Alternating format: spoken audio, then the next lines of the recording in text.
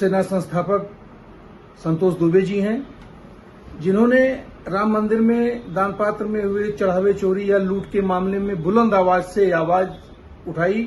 लूट के विरोध में, चोरी के विरोध में, ट्रस्ट के विरोध में। आज एसआईटी की रिपोर्ट के आधार पर ट्रस्ट के सदस्य कृष्ण मोहन के द्वारा एफआईआर भी 8 लोगों के ऊपर करा दी गई है। आइए जानते हैं संतोष दुबे का क्या कहना है इस पर। क्या कहना है आपका? अब तो एफआईआर भी हो गई। एफआईआर हमारी तो दर्ज नहीं हुई।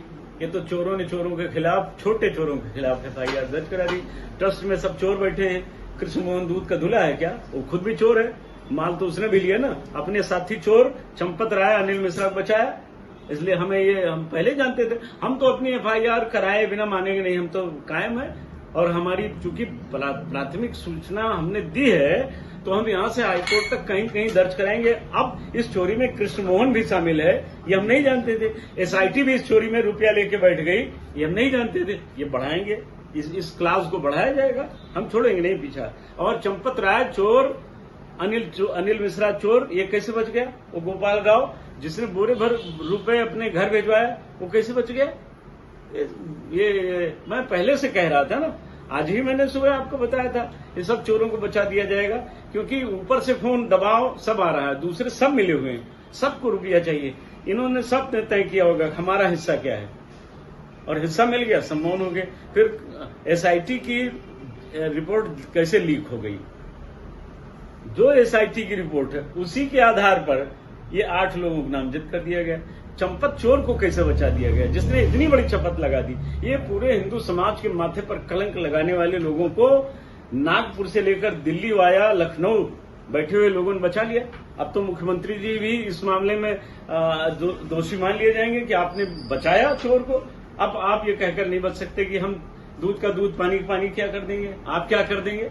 अब क्या हुआ? ये दूध का दूध, पानी का पानी हुआ। ये तो पूरा देश कह रहा था छोटे लोगों को फंसाया जाएगा, बड़े लोगों को बचाया जाएगा। बचा लिया, लेकिन आप बचा रहे हो ना। दूसरा मुख्यमंत्री आएगा, उससे जांच कराई जाएगी, उससे फंसाया जाएगा।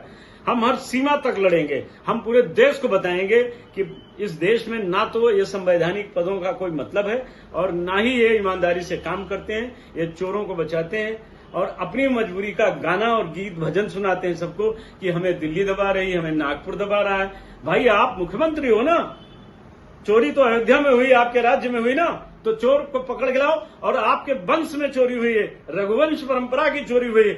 140 करोड़ हिंदुओं के आराध्य के घर की चोरी है। आप इसको नहीं, आपने जितना अपराध किया, आप पर बहुत आरोप लगते हैं कि गौहत्या में उत्तर प्रदेश नंबर 1 पर है। हम लोग मौन हो गए, भाई ठीक है, उनकी मजबूरी होगी। ट्रेनरियों को लाइसेंस दिया, आपने मौन हो गए। तमाम अपराधियों को आपने खुली छूट दी, हम मौन है। आपने बड़े बड़े अपराधियों को संरक्षण दिया, हम मौन है। लेकिन अब राम जन्मभूमि के मुद्दे पर योगी जी आप शंका के दायरे में आ गए। आपके अधिकारियों ने, एसआईटी की जांच करने वाले लोगों ने सार्वजनिक करने के बजाय उसको पहले ही लीक कर दिया। सार्वजनिक होने से पहले ही लीक करके ट्रस्ट के चोरों को बता दिया और चोरों को बचा लिया।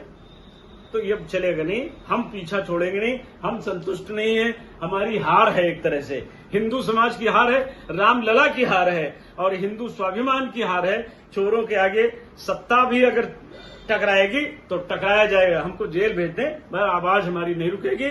मैं मुख्यमंत्री जी से अभी भी कह रहा हूं, आप स्वयं आके जांच कर लीजिए और सच्चाई पकड़ लीजिए, अन्यथा 27 में मुख्यमंत्री बदल जाएगा। आप नहीं रह पाओगे अपने पद पर, समस्या खड़ी होगी। और ये गुजरात लॉबी यही चाहती है, आप उसके जाल में फंस गए। आपने जिन आईएएस अधिकारियों पर विश्वास किया, ये धोखेबाज निकले। इन्होंने धोखा दिया। यही वो लोग हैं जिन्होंने भगदड़ मचवाई थी कुंभ मेले में। आपने उनसे जांच करवा दी जो भगदड़ मचवाते हैं, जो हिंदू धर्म के विरोधी हैं, जो सबको कहते हैं पुण्य का समय है, जागो सो नहीं, और भगदड़ मचवा देते हैं। उन पर भरोसा कर लिया। चंपत राय चोर से इन लोगों ने पैसा लिया। और एकदम खुली बात है, पूरा सिंधी समाज चिल्ला रहा है 200 रामशिलाएं हमने दी, 2 कुंटल। कहां गई चंपत राय? उसका और पकड़ किसको रहे हो? हास्यास्पद है। ड्राइवर को, क्लींजर को, कंडक्टर को, ठेले वाले को, खुमचे वाले को। अनिल मिश्रा 50 करोड़ का होटल बना के बैठा है, दुई होटल बना के बैठा है, उसको आप नहीं पकड़ रहे हो। पकड़ किसको रहे हो? वो जो मोहरे हैं छोटे वाले, ये स्वीकार नहीं है। हम इस पर आगे लड़ेंगे। हमें विश्वास हो गया इस राज्य में मुख्यमंत्री पद का कोई मतलब नहीं है, और मुख्यमंत्री ये रोना रोकर चले जाते हैं कि हम छोड़ेंगे नहीं। क्या छोड़ दिया आपने? आपके ही अधिकारियों ने छोड़ा है साहब, आपको ही जवाब देना। 4 महीने बाद चुनाव है, आप लड़ोगे, मोदी जी लड़ने नहीं आएंगे। मोदी जी दिल्ली में अपना निपटा लेंगे, गंगा मैया ने बुलाया, सरजू मैया ने भगाया करके वो निपट जाएंगे, लेकिन आपको निपटा देंगी गुजरात लागी। अब तक हम आपके समर्थन में इसलिए बोलते रहे, आपसे, आपके गुरुद्वारे से हमारा लगाव था, गुरुजन आपके हमारे साथ आरोपी थे, और आज आपने, आपके अधिकारियों ने आपके मुंह पे काली पोत दी, शर्मिंदा आपको कर दिया। पूरा देश आपके खिलाफ खड़ा है। कोई केवल जो आवाज नहीं उठ रही, लोग डर रहे हैं, लेकिन अब डरेंगे नहीं। देश मुखर हो रहा है, गांव गांव में मीटिंगें हो रही। मैं भी आपको प्रमाण दूंगा, 10 जिलों से मेरे पास फोन आया, सब जगह गांव गांव मीटिंग हो रही है कि अयोध्या चलो का ऐलान होगा, अयोध्या कूच का ऐलान होगा।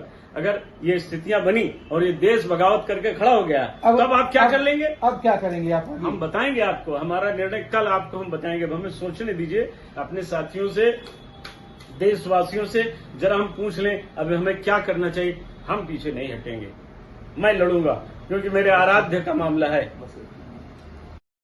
राजनीति हो या क्रिकेट, देश विदेश की ब्रेकिंग हो या आपके मोहल्ले की बड़ी खबर, सब मिलेगा एक ही ऐप में, सबसे तेज और भरोसेमंद।